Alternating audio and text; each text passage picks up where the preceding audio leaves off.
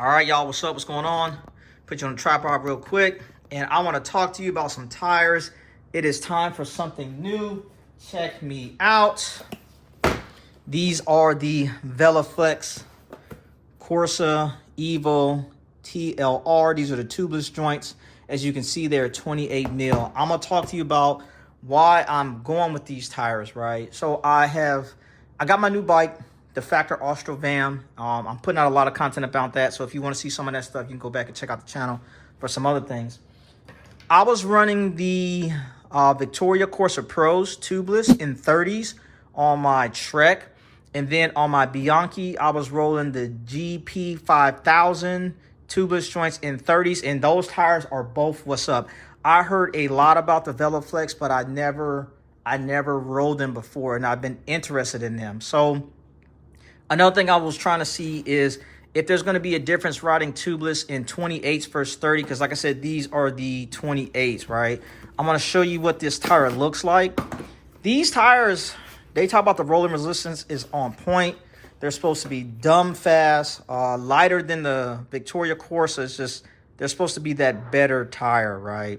For some reason, I told myself that I wanted a all black tire for the next tire. And then once I finally got my bike, and the wheels I'm running are the Reynolds ARXs. For some reason, I didn't want a black tire. That's why they're not on the bike yet. I was like, man, I don't know if I really want a black tire. I'm really in love with the GumWall joint. So just to kind of let you see, I got the GumWalls too. But it's the same tire. It is the Corsa EVO TLR in the 28 mil. So these are what's going on the Austral Van, and they look great, man. One of the things that are different about these tires when it comes to wearing, everybody that I've seen that are running these tires, it's just the way the tread is. The tread always kind of like wears off on the side. The way these tires look, they really remind me of the Specialized Turbo Cottons, like the color of the GumWall. That's what they remind me of. Now, the GumWalls do get super dirty. What I plan on doing is using my outdoor Scotch Guard like how I did on my Corsa Pros. Put this on there and see how durable it is and how it keeps the cleansiness of the tire. Now, like I said, I've never ran these tires before, but I'm going to show you something, right? My buddy had a set of these in 28s, and I was going to put them on my TT bike, right? And I just conveniently have my TT bike sitting over here. I'm going to kind of put it on this. But the way my TT bike is set up, I got stuff everywhere. Y'all know how it is. The way my TT bike is set up, I don't have clearance on here. I can only run a 25 on my TT bike, and these were a 28. And this is kind of like the wear I was talking about. Everybody that I've seen running the VeloFlexes, I guess just from riding, eventually it kind of wears off the lettering of it. But that has nothing to do with the performance. It's just how it looks. And then aesthetically, you can see how these GumWalls, how dirty they are. I'm hoping that the outdoor Scotch Guard kind of helps them stay a little bit clean. But this is what the GumWall looks like new compared to what it looks like after you've been riding it for a while. So I did want to try these before. These are a Clincher, and like I said, I had them on my TT wheel set, and I was going to put them on my TT bike. But these are a 28, and I cannot fit a 28 on my TT bike. They have to be a 25. So now that I have some tubeless joints, we are going to see what these tires are about. Like I said, I'm very excited to get these on the bike and ride them, man. Especially on those Reynolds, running the 62 out back and the 58 out front. And what I want to do right now is just kind of weigh these tires. I just want to see how much they weigh. First-hand experience. So we're going to weigh them both. This is the tubeless joint N28. This is the black variant, and it is 266 grams. They do say this is one of the lighter tires, and they also make a VeloFlex Corsa, I forget which variant it is. It's like a race or something like that, but they make one that's lighter than this one. I got like the medium one, the one that's in the middle, kind of like the best of, like I want it fast and I want it somewhat durable, just to kind of see. And let me weigh this one too, just to kind of see what the 263. Now that's crazy. This is the exact same tire, but the GumWall is 3 grams lighter. 263. The black joints 265. I think it was 266 the first time. So just like 2-3 grams lighter. I'm gonna throw this tan one on again. 263. So that's good for me because I prefer the TimeWall anyway. But I am going to throw them on the rentals, set them up tubeless, and kind of see what they look like on the bike. But as stated, I am very excited about this tire. It looks good, man. It looks good. I wonder how it's going to grip and how it's going to ride. Because, you know, the Corsas kind of have, you can kind of see the tread a little bit more. They kind of have like a parallel tread on there. But this one, you cannot see. It just, it almost looks like nothing. And I'm kind of wondering, like, I don't even see something on here like where it kind of tells you like the tread wear. Maybe these marks on the side kind of lets you know how much it has wore. But on the GP5000s, they actually have like little indentions on the tires. My GP5000s are outside. Matter of fact, I'm just gonna show you that real quick. Hold on. So like I said, I got the GP5000s. I had them on the Bianchi, but I got them on this Factor right now just to kind of mock up the bike. But these are not the wheels that these are going on. But right here, you see this hole? This is where you can see the tread wear on the GP5000s, and you can kind of see some depth to it. And then on these are the Corsa Pros, it has the same thing. It kind of has like a circle here, and you can kind of see the depth. And then also the way the tread is, you can kind of see how the tread is. Now on these Corsa Pros, I probably got about 1,200 miles on them. This is the one noticeable spot on there that I've seen, and I think I'm going to replace my tires just because of these two little cuts. That's enough for me to change a tire. I don't know, I don't play with my tires. But anyway, this is what the Corsa Pros look like. This is the GP5000. And what they're going on, they're going to be on these Reynolds. And like I said, the rear wheel is a 62. And then the front wheel is a 58. Let's jump back on the table real quick. So that's kind of like what I was saying with the wear. Like when I'm looking at these tires, I don't see nothing that kind of like where does it indicate?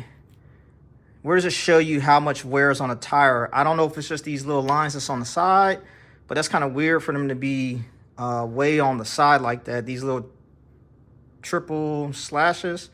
I don't know if that's what that is, but that's the difference with the Corsas and the GP5000s. They kind of have different marks on it. It'll kind of let you know how much the tire has wore, I guess. But yeah, so we're gonna get these VeloFlex on the dang on Factor. We're gonna ride them up.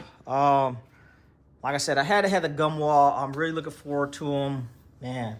So I'm gonna see how these joints inflate up. I got them soaked up. It was easy to put the tire on the rim. I got my charge pump, and let's see how these things react to some air. It looks like my valve might not be long enough.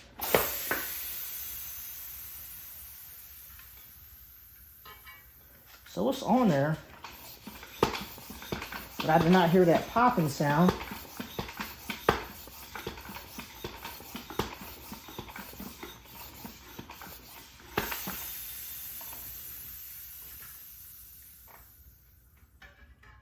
I did not hear that pop sound that I want to hear. So we're gonna do this again. We're gonna do this again. All right, real quick, I want to show y'all something.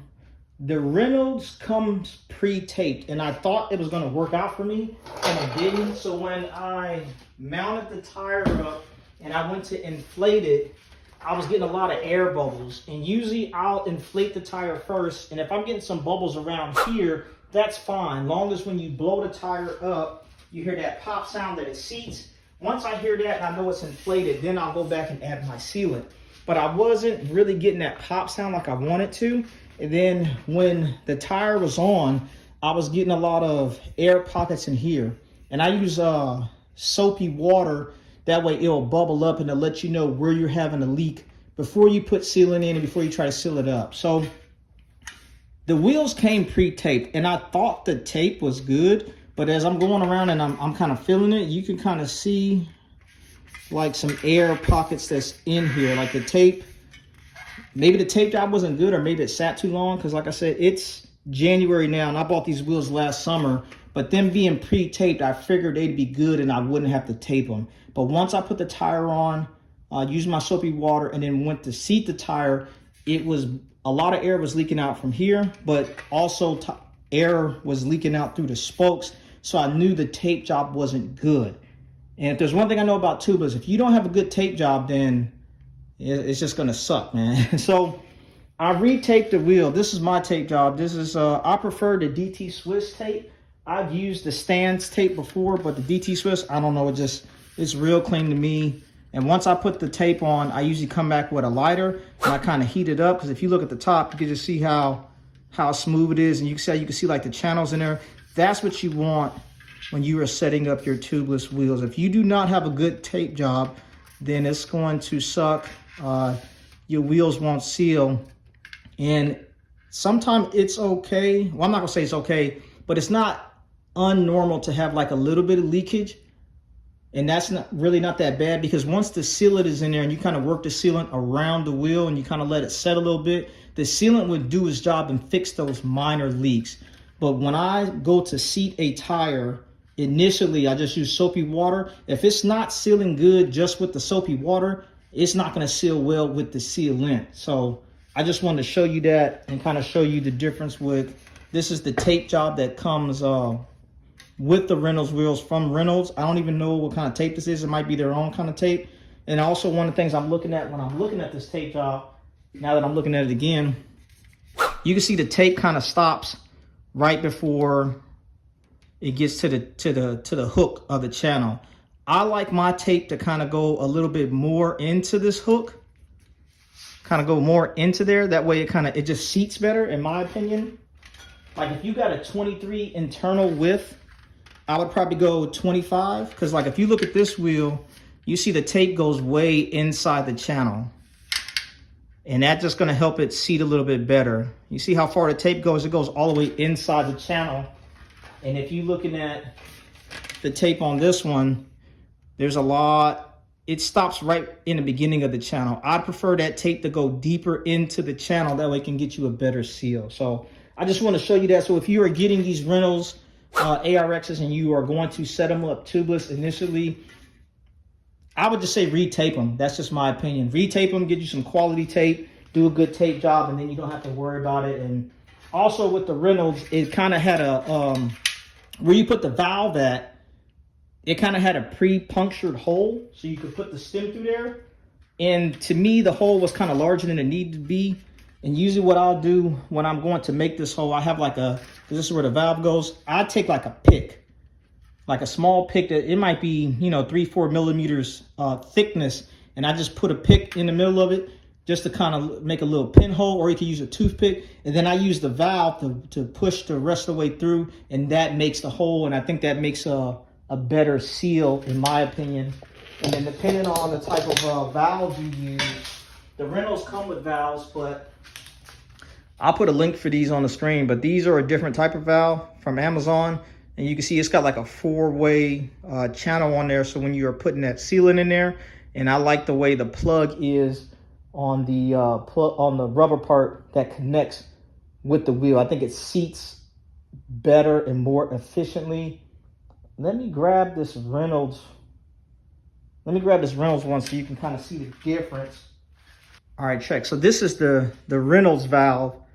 And you see how it goes? It just kind of sits in there.